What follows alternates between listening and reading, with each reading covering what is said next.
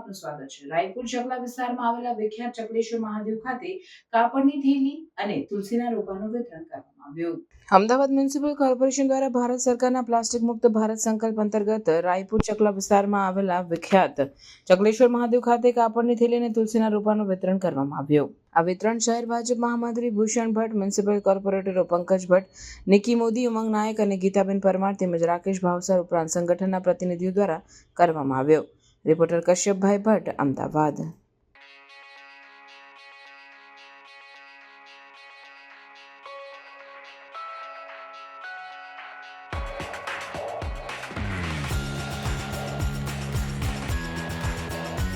આવા ન્યૂઝ જોવા માટે સાબર આવાઝ યુટ્યુબ ચેનલને સબસ્ક્રાઇબ કરો અને લાઇક કરો, જેથી હવે પછીના દરેક સમાચાર સબસ્ક્રાઇબ કરેલા હશે તેઓને નવા સમાચારની માહિતી મળી જશે।